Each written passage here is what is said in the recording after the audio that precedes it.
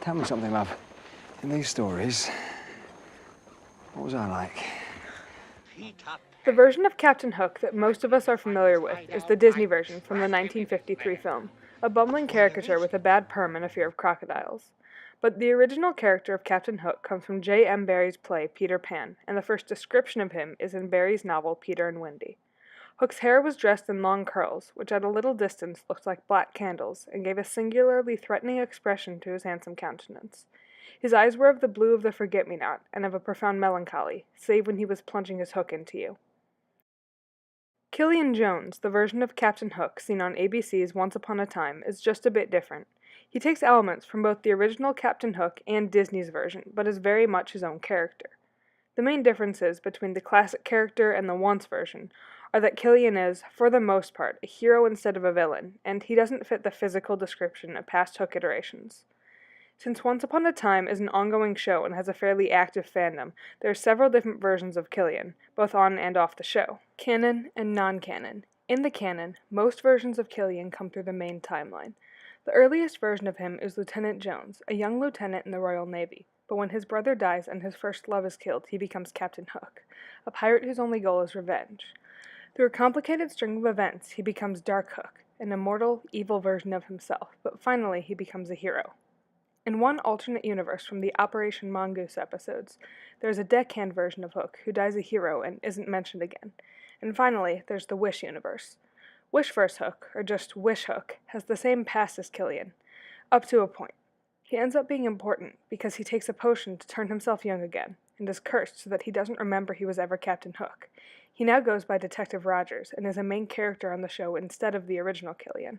There are thousands upon thousands, and probably more, non-canon versions of Killian, which can be split into two categories: alternate universe, or AU, and canon compliant. They're found in fanfiction, fan videos, fan art, and in other original content on websites like Wattpad, Archive of Our Own, and Tumblr. For the most part, I'm going to be focusing on three main versions of Killian: Hero Killian, Rogers, and the way he's portrayed in AU fanfiction.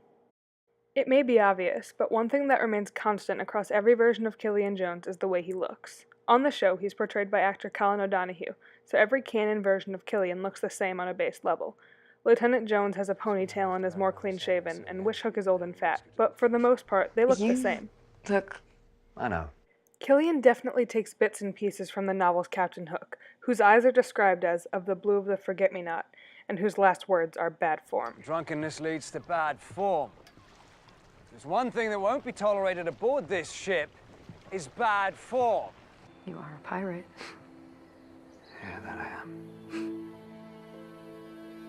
But I also believe in good form.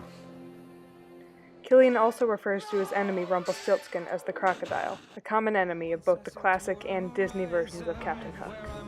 Happiness waiting until that croc destroyed my life and filled me with hate unabating. Killian's backstory stays consistent as well. He and his brother were abandoned by his father when they were children, and then he lost his first love.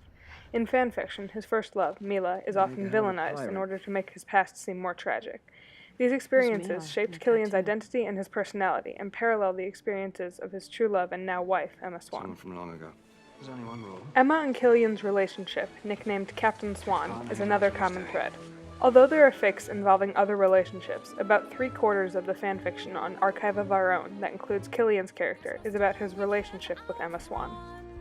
We will always find the sun, leave the past and all its scars. A happy beginning now is ours. Because Rogers, Hero Killian, and all the other canon versions of Killian are on a TV show, they have the affordance of image, whereas most fanfic looks like this.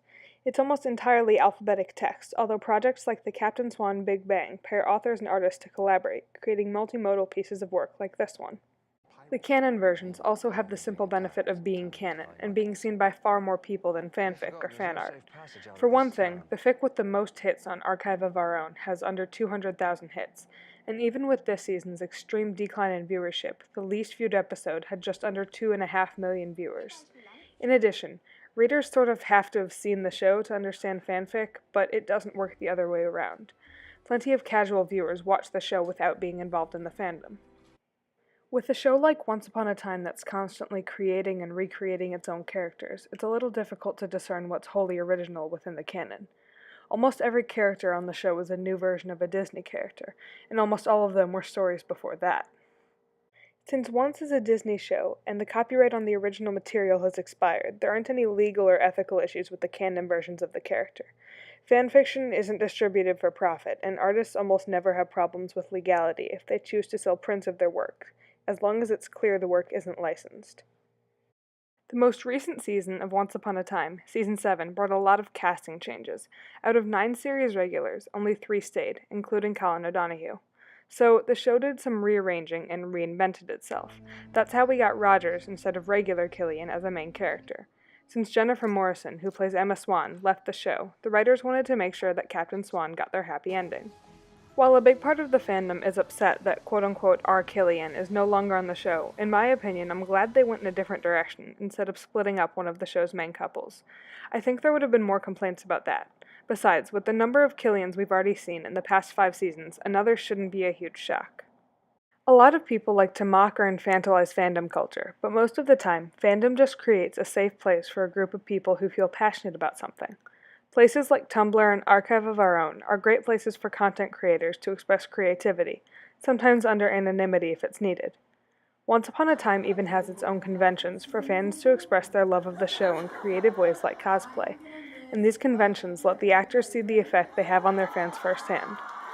Sure, Once Upon a Time has a niche audience, and it may not be contributing to society on some grand scale, but to the fans, being able to have these spaces online and in person, where we can be creative and passionate about something we really love, is a cool and unique thing that should never go away, even though the show will one day. That's always nice to make an impression.